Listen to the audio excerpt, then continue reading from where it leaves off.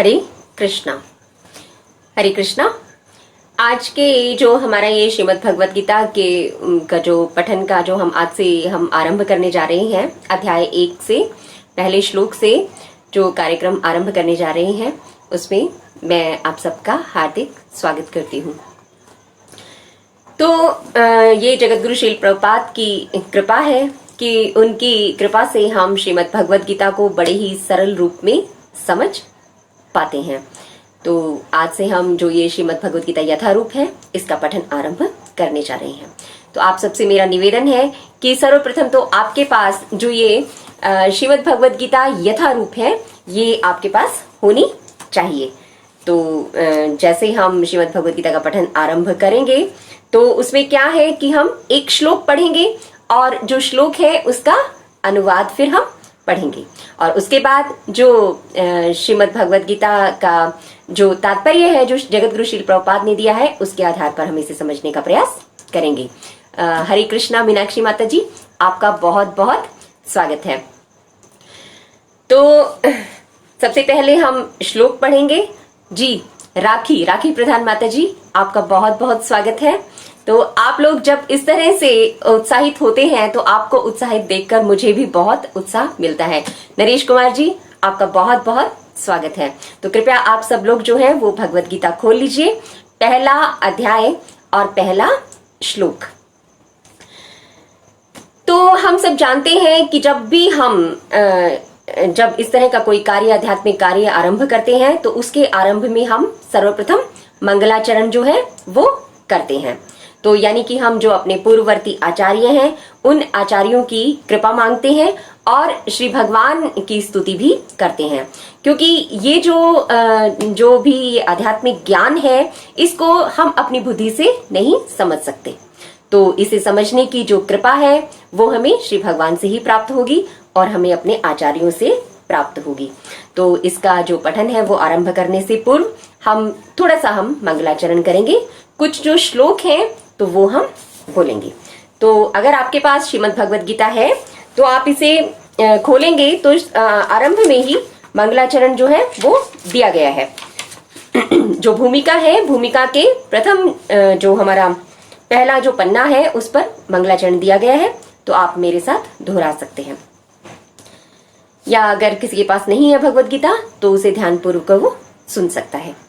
तो हम बोलेंगे, ओम अज्ञानतिम्रान्धस्य ज्ञानाञ्जनशलाकया चक्षुरुन्मीलितं येन तस्मै श्री गुरुवे नमः। श्री चैतन्य मनोभीष्टं स्थापितं येन भूतले स्वयं रूपा कदा मह्यं ददाति स्वापदान्तिकम्। वन्देऽहं श्रीगुरो श्रीयुतपदकमलं श्रीगुरून् वैष्णवांश्च श्रीरूपं साग्रजातं सहगणा रघुनाथान्वितं तं सजीवं सावधैतं सावधूतं परिजनसहितं कृष्ण चैतन्य देवं श्री राधा कृष्ण पादान् सहगणा ललिता श्री विशाखान्वितांश्च। हे कृष्ण करुणा सिंधु दीनबंधु जगत्पते गोपेश गोपिका कांतं श्री राधा कांतं नमस्तुते। तप्त कांचन गौरांगी श्री राधे वृंदावनेश्वरी वृषभानुसुते देवी प्रणमामि हरि प्रिय। वाञ्छाकल्पतरुभ्यश्च कृपा सिन्धुभ्य एव च पतितानां पावनेभ्यो वैष्णवेभ्यो नमो नमः। जय श्री कृष्ण चैतन्य प्रभु नित्यानंद श्री अद्वैत गदाधर श्रीवासादि गौर भक्त वृंदा। नमो विष्णुपादाय कृष्ण पृष्ठाय भूतले श्रीमते भक्ति वेदांता स्वामिन्निति नामिने। नमस्ते सरस्वते देवे गौरवाणी प्रचारिणे निर्विशेषा शून्यवादी पाश्चात्य देश तारिणे। जय श्री कृष्ण चैतन्य प्रभु नित्यानंद श्री अद्वैत गदाधर श्रीवासादि गौर भक्त वृंदा। हरे कृष्णा कृष्ण कृष्णा हरे हरे, हरे राम राम राम हरे हरे। हरे कृष्णा। तो एक बार 3 बार हम ओम नमो भगवते वासुदेवाय मंत्र का उच्चारण करेंगे। ओम नमो भगवते वासुदेवाय, ओम नमो भगवते वासुदेवाय, ओम नमो भगवते वासुदेवाय। ये जो मंत्र हैं, इन मंत्रों के बारे में हम धीरे धीरे इसी तरह से जब हम आगे चर्चा को बढ़ाएंगे तो इन मंत्रों के बारे में भी हम चर्चा करेंगे। तो अभी हम जो अध्याय पहला है उसका पहला जो श्लोक है उसे आरंभ कर रहे हैं। तो अध्याय जो पहला है उसका नाम जो है वो है अर्जुन विषाद योग, जो संस्कृत का नाम है अर्जुन विषाद योग। और जो प्रभुपाद जी ने एक सरल सुंदर नाम दिया है वो है कुरुक्षेत्र के युद्ध स्थल में सैन्य निरीक्षण। तो जो ये अध्याय है इसका जो नाम है अर्जुन विषाद योग। तो जो अर्जुन का विषाद है, अर्जुन का जो स्ट्रेस है वो क्या है, योग के रूप में कार्य करता है। जो देखिए हमारा जो स्ट्रेस है, हम क्या करते हैं, हम भगवान से अलग हो जाते हैं या हम बड़ी कठिनाई में होते हैं और हम अपना जो मानसिक संतुलन है वो खो देते हैं।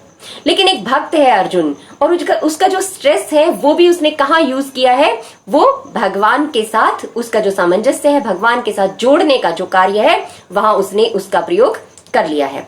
तो इस अध्याय का नाम ही है अर्जुन विषाद योग या कुरुक्षेत्र के युद्ध स्थल में सैन्य निरीक्षण। तो ये इस अध्याय का नाम है। तो हम ये जानते हैं कि सबसे पहले हम ये जानेंगे कि जो ये अध्याय है वो 5 भागों में विभक्त है। तो इस तरह से जब हम इस अध्याय को पढ़ेंगे तो हमारी हम इसे समझ पाएंगे, ठीक ढंग से समझ पाएंगे। तो जो पहला श्लोक है 5 भागों में ये विभक्त है। तो जो पहला श्लोक है वो जो है धर्म क्षेत्रे कुरुक्षेत्रे समवेता युयुत्सवा। तो उस श्लोक में जो धर्म क्षेत्र कुरुक्षेत्र है उसकी महत्ता का वर्णन किया गया है।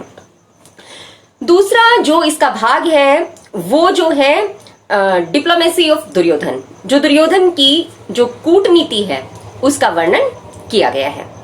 और जो तीसरा इसका भाग है वो है जो श्लोक संख्या 14 से लेकर 20 तक। तो उसमें क्या बताया गया है, पांडवों के जो विजय के चिन्ह हैं उनकी चर्चा की गई है। चौथा जो है वो है हमारा 21 से लेकर 27 तक। तो उसमें जो है भक्त वत्सल भगवान जो है, भक्त वत्सल के रूप में जो भगवान श्री कृष्ण है वो उनकी भक्त वत्सलता का वर्णन किया गया है। और जो आखिरी हमारा जो है वो है 28वें श्लोक से लेकर जो 46वां श्लोक है वहां तक अर्जुन के युद्ध ना करने के जो तर्क है, जो कारण अर्जुन देता है कि मैं युद्ध नहीं करूंगा, और जो वो कारण है तो वो कारण इस जो भाग में बताई गई है। तो इस तरह से यदि हम इसको बांट कर पढ़ेंगे तो हम इसे बहुत अच्छे से समझ पाएंगे। तो जो पहला श्लोक है, तो पहला श्लोक हम आरंभ करते हैं। आप सब लोग जो मेरे साथ दोहरा सकते हैं, आपके पास भगवत गीता है। पहला श्लोक है धर्म क्षेत्रे कुरुक्षेत्रे संवेतायुयुत्सवा मामका पांडवाश्च एवा किम अकुर्वत संजया। धृतराष्ट्र उवाच। ये जो श्लोक है वो धृतराष्ट्र ने कहा है। धृतराष्ट्र ने क्या कहा कि हे संजय, युद्ध धर्म भूमि कुरुक्षेत्र में युद्ध की इच्छा से एकत्र हुए मेरे तथा पांडु के पुत्रों ने क्या किया।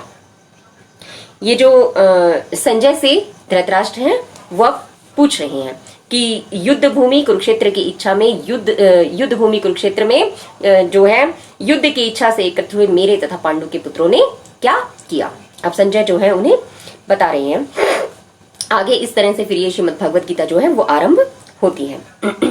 तो जो तात्पर्य है, श्री प्रभुपाद तात्पर्य के आरंभ में ही लिखते हैं कि जो श्रीमद् भगवत गीता है वो एक बहुपठित आस्तिक विज्ञान है और जो गीता महात्म्य में सार रूप में दिया गया है। श्री प्रभुपाद, हमने पिछली बार भी ये चर्चा की थी कि श्री प्रभुपाद कहते हैं कि हमें जो ये श्रीमद् भगवत गीता है वो किसी भक्त की सहायता से संवीक्षण करते हुए श्रीमद् भगवद गीता का अध्ययन करना चाहिए और बिना किसी स्वार्थ प्रेरित व्याख्याओं के इसे समझने का प्रयास करना चाहिए। हमें उसी तरह से इसे समझना चाहिए कि जिस तरह से साक्षात भगवान कृष्ण से अर्जुन ने गीता को सुना और उसका उपदेश ग्रहण किया। और ये जो है हमें गुरु परंपरा में ही ये ऐसा गुरु परंपरा में ही हो सकता है और गुरु परंपरा में ही इसे समझना हमें चाहिए। तो हम जो इस श्लोक में श्रील प्रभुपाद की कृपा से और हमारे जो आचार्य हैं उनकी कृपा से हम जो एक एक जो शब्द है उसको हम समझने का प्रयास करेंगे। तो सबसे पहले हम ये देखेंगे कि जो श्रीमद् भगवद गीता है उसके आरंभ में ही धृतराष्ट्र का नाम आ रहा है।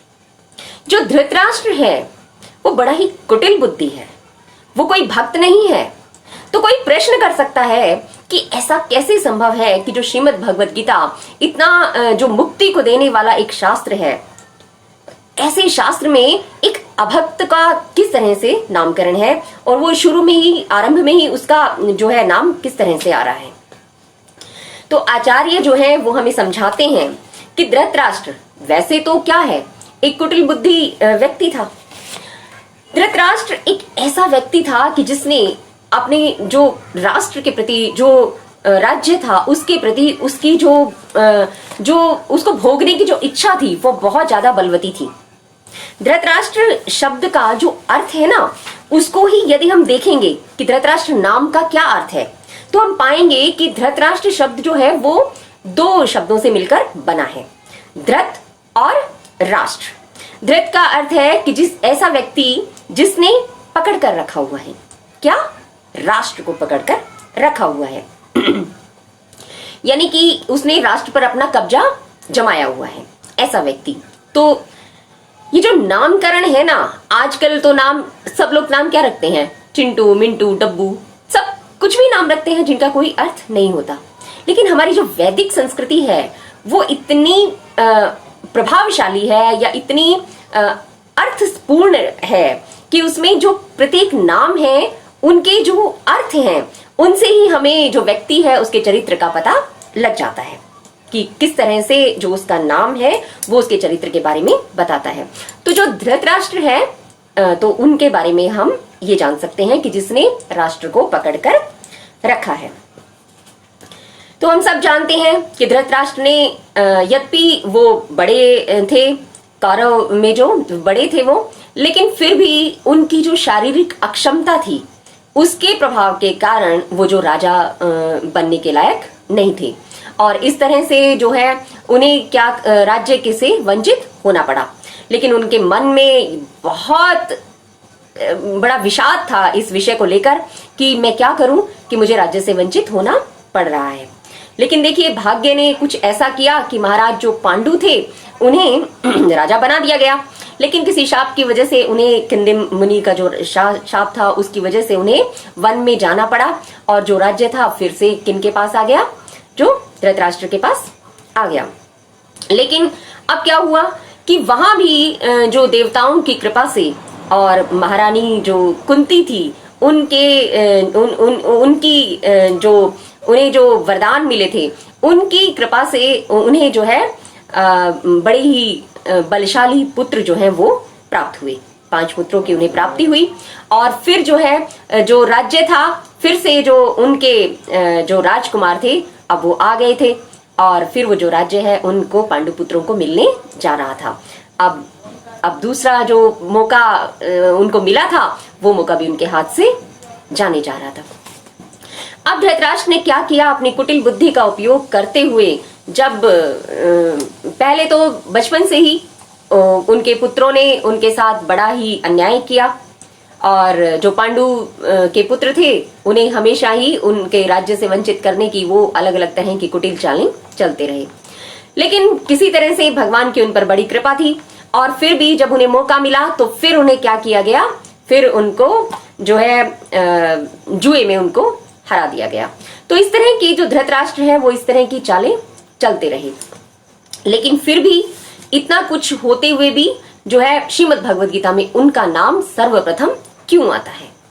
तो आचार्य बताते हैं कि चाहे मनुष्य में कितने भी अवगुण हो वो किसी भी तरह से, लेकिन यदि वो किसी भी तरह से यदि भगवान श्री कृष्ण के विषय में श्रवण करना चाहता है, वो सुनना चाहता है भगवान श्री कृष्ण के विषय में और उनके भक्तों के विषय में, चाहे उसकी जो मंतव्य है वो कोई भी हो, तो भी भगवान जो है वो उसे स्वीकार कर लेते हैं। तो यही एक बहुत बड़ा कारण है। तो हमें भी श्रवण के लिए उत्सुक रहना चाहिए। भक्ति की जो नवधा विधि है, श्रवणम कीर्तनम विष्णु स्मरणम पाद सेवनम अर्चनम वंदनम दास्यम सख्यम आत्मनिवेदनम, तो उसमें श्रवण का सबसे पहला स्थान आता है। तो वैसे देखा जाए तो हमारी भी जो स्थिति है वो धृतराष्ट्र से कुछ ज्यादा अलग नहीं है। धृतराष्ट्र जो थे वो अंधे थे और उनके पास जो दृष्टि है उसका अभाव था, और हम लोग भी जो हैं वो आध्यात्मिक रूप से अंधे हैं। हमारे पास भी कोई ऐसी आध्यात्मिक दृष्टि नहीं है कि हम अपना भला बुरा विचार कर सकें, हम जान सकें कि हमारा जो जीवन का उद्देश्य है वो क्या है। तो हम भी धृतराष्ट्र जैसे ही हैं। तो हमें क्या करना होगा? अब भगवान श्री कृष्ण और उनके भक्तों के विषय में श्रवण करना होगा, ताकि जो है हमारी भी मृत्यु से रक्षा हो जाए। ये शरीर को खोना ही केवल मृत्यु नहीं है, बल्कि जो एक हमें ये जो मनुष्य जो हमें जीवन मिला है, इसका उद्देश्य ना जानकर प्रतिपल प्रतिपल हम मृत्यु की तरफ ही जा रहे हैं। तो इस तरह से ये जो है कि यहाँ धृतराष्ट्र शब्द जो है वो आ रहा है। उसके बाद हम देखते हैं कि श्लोक में जो है धर्म क्षेत्रे कुरुक्षेत्रे, पहला जो इसका पहला शब्द है वो है धर्म क्षेत्रे कुरुक्षेत्रे। तो यानी कि इसे हमें समझ आता है कि ये जो भगवत गीता है ना, वो उसका बोले जाने का स्थान क्या है। बहुत से लोग कहते हैं कि जो भगवत गीता है वो तो प्रतीकात्मक रूप में है। अरे भाई, आरंभ में ही तो सब कुछ बता दिया गया है, बोला गया है कि धर्म क्षेत्रे कुरुक्षेत्रे, कि धर्म क्षेत्र कुरुक्षेत्र में युद्ध की इच्छा से एकत्र हुए मेरे तथा पांडु के पुत्रों ने क्या किया। स्थान का पूरी तरह से उल्लेख है, और हम सब जानते हैं कि भारत भूमि में जो धर्म का क्षेत्र कुरुक्षेत्र है वो है। तो जो धर्म क्षेत्र है उसको हम समझेंगे कि वो क्या है। कुरुक्षेत्र एक ऐसा स्थान है, यानी कि वो एक धर्म का स्थान है जहां जिसके स्मरण मात्र से ही हमें बहुत अधिक जो है शुभ फल की प्राप्ति होती है।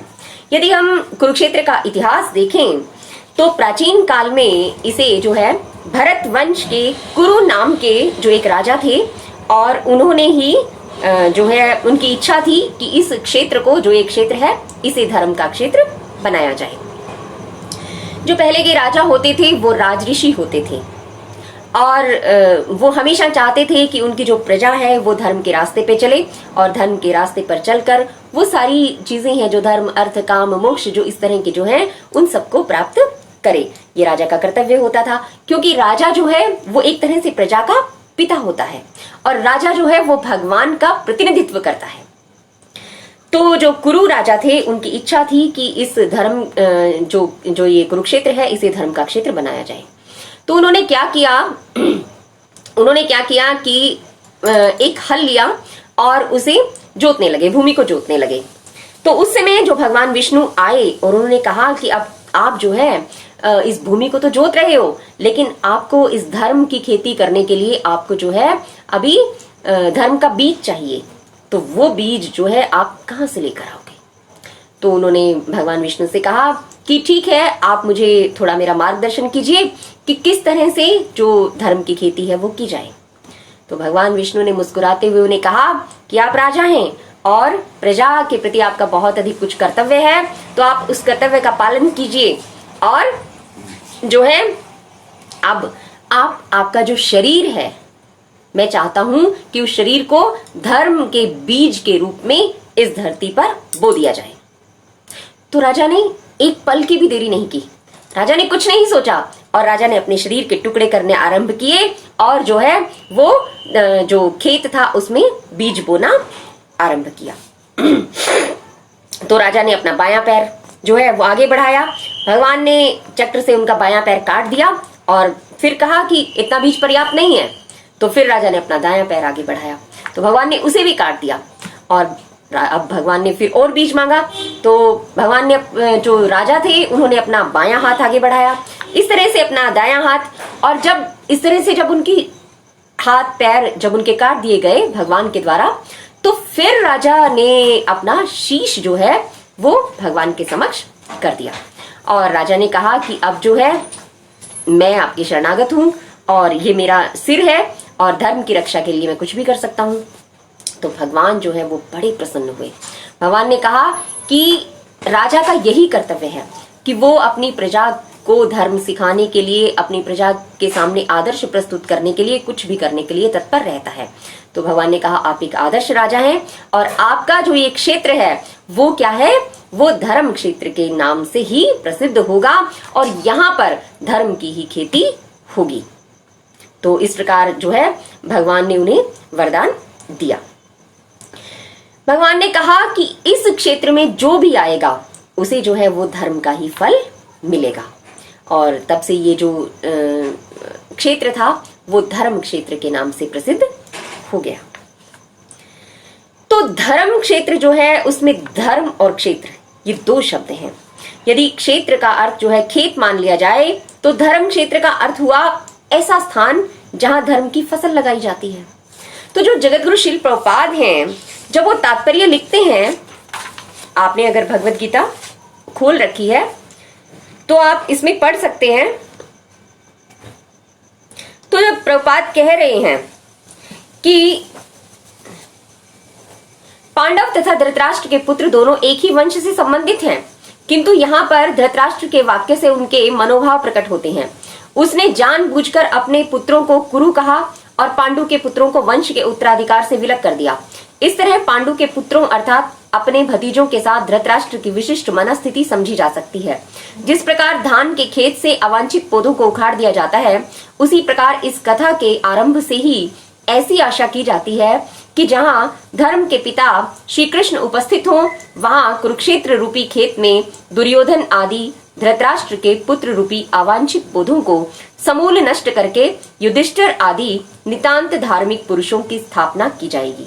यहाँ धर्म क्षेत्रीय तथा कुरुक्षेत्रीय शब्दों की उनकी ऐतिहासिक तथा वैदिक महत्ता के अतिरिक्त यही सार्थकता है। तो अब यहाँ जो है श्री भगवान जो है वो ये स्थापित करना चाह रहे हैं कि ये जो धर्म का क्षेत्र है, यहाँ पे क्या होगा, धर्म की स्थापना की जाएगी। जो धृतराष्ट्र हैं, जो दुर्योधन है, दुर्योधन जैसे जो अधर्मी व्यक्ति हैं, उनका समूल नाश कर दिया जाएगा। तो जैसे पांडवगण जो हैं, तो इस जो धर्म का जो खेत है, यहाँ पे कौन है, श्री कृष्ण जो है एक किसान की तरह से हैं और जो धर्म की स्थापना करने के लिए प्रकट हुए हैं। भगवान कहते हैं ना, यदा यदा ही धर्मस्य ग्लानिर्भवति भारत तदभ्युत्थानं धर्मस्य तदात्मानं सृजाम्यहम्, कि जब जब धर्म की हानि होती है तो मैं क्या करता हूँ, मैं धर्म की स्थापना करने के लिए मैं प्रकट होता हूँ। तो जब भगवान है वो अब जो है धर्म की स्थापना करेंगे और जो अधर्म रूपी जो खरपतवार है जो खेत में, वो कौन है, वो दुर्योधन है। दुर्योधन और जो उनके भाई हैं, तो उनको फिर वो समूल नाश उनका कर देंगे, उन्हें उखाड़ कर फेंक दिया जाएगा। तो ये प्रारंभ से ही घोषणा हो गई है कि जो धर्म का क्षेत्र है, धर्म के क्षेत्र में धर्म की ही खेती होगी, अधर्म का कोई स्थान नहीं है वहां। तो ये श्रीमद् भगवद गीता के आरंभ में ही घोषणा कर दी गई है। और जो दूसरी बात एक और भी है कि जो युधिष्ठिर महाराज हैं वो धर्म देवता के पुत्र हैं, इसलिए धर्म क्षेत्र का एक अर्थ ये भी हुआ कि जो ये क्षेत्र है वो क्या है, धर्म के देवता जो हैं युधिष्ठिर महाराज, उनके ही लिए है, अधर्मी व्यक्तियों के लिए ये नहीं है। और जिस प्रकार अधर्म के क्षेत्र में अधर्म पनपता है, तो धर्म के क्षेत्र में धर्म ही पनपेगा। तो यहाँ से जो है पता चलता है कि जो पांडव हैं उनकी विजय जो है वो निश्चित है, क्योंकि वो धर्म के रास्ते पर है और भगवान श्री कृष्ण जो है वो उनके साथ हैं। तो ये इस तरह से जो है जो धृतराष्ट्र है अभी वो पूछ रहा है। एक और चीज जो है इसमें देखने वाली है कि मामका पांडवाश्च एवा किम अकुर्वत संजय। क्या कहता है कि मामका, मेरे पक्ष, मेरे पुत्रों। अब देखिए, जब भी कोई इंसान बात करता है ना, तो उसके बात करने वो किन शब्दों का चयन करता है, तो उससे उसके मनोभाव जो है वो प्रकट हो जाते हैं कि वो क्या सोच रहा है। या तो वो बहुत तैयारी के साथ बोल रहा है, तब तो थोड़ा पता लगाना मुश्किल है, लेकिन यदि वो बात करते करते और अगर वो फ्लो में बोल रहा है तो फिर आसानी से पता चल जाता है कि हम जान सकते हैं कि वो उसके मनोभाव क्या है, वो क्या क्या सोच रहा है। तो यहाँ पे जो धृतराष्ट्र है वो उसकी सोच जो है वो बिल्कुल सामने आ रही है। क्या कहता है? मामका पांडवाश्च एवा किम अकुर्वत संजय। मामका, मेरे तथा पांडु के पुत्रों ने क्या किया। अब देखिए, महाराज पांडु है नहीं, और वैदिक जो हमारी सभ्यता है उसमें क्या है कि यदि जो घर का बड़ा व्यक्ति होता है तो उसके लिए सारे बच्चे जो है वो एक जैसे ही होते हैं। और वैसे भी जो महाराज धृतराष्ट्र है वही संरक्षक है। तो महाराज धृतराष्ट्र के मन में अगर ये बात आई कि मेरे तथा पांडु के पुत्रों ने क्या किया, यानी कि वो जो है वो पांडु के पुत्रों को अलग सोच रहा है, उनके मन में है ये बात। तो यहां से जो उसका मनोभाव है, जो उसकी कुटिल नीति है, जो उसके मनोभाव प्रकट होते हैं, ये दोनों तो एक ही वंश से संबंधित है। और ऐसा एक छोटा भाई जो अभी नहीं है और उसके जो पुत्र हैं, तो उनका संरक्षक होने के नाते उन्हें भी तो अपने ही पुत्र कहकर संबोधित करना चाहिए था, लेकिन धृतराष्ट्र ने ऐसा नहीं कहा। तो इससे जो पता चलता है कि वो जो पहले से ही ये समझ कर बैठा है कि जो पांडु के जो पुत्र हैं उन्हें तो वंशाधिकार से ही विलग कर दिया जाना चाहिए, कि उनके लिए हमारा जो वंश है, जो हमारा अपना जो परिवार है, उसमें उनका कोई स्थान नहीं है। तो इस तरह के जो धृतराष्ट्र के मनोभाव हैं वो ही स्पष्ट जो है परिलक्षित होते हैं। तो ये जो है पहला श्लोक है कि जिसमें धर्म क्षेत्र कुरुक्षेत्र है उसकी महत्ता को बताया गया है। दूसरी चीज जो बताई गई है वो ये कि जो धृतराष्ट्र है उसके मनोभाव किस तरह से है। तो ये हमारा पहला श्लोक था कि धर्म क्षेत्रे कुरुक्षेत्रे समवेता युत्सवा मामका पांडवाश्च एवा किम अकुर्वत संजय। तो आप सबसे निवेदन है कि इसी प्रकार से आप हमारे साथ बने रहिए। तो आगे हम जो है श्रीमद् भगवद गीता के अन्य जो श्लोक हैं उन्हें हम श्रील प्रभुपाद की कृपा से समझने का प्रयास करेंगे। किसी तरह का अगर कोई स्पष्टीकरण है, कोई प्रश्न है, कोई सुझाव है, तो उन सब का स्वागत रहेगा। तो यही आज का हमारा श्लोक था पहला। तो आगे आने वाले समय में हम आगे अपनी इस चर्चा को चर्चा को करेंगे। तो आप सबका बहुत बहुत धन्यवाद।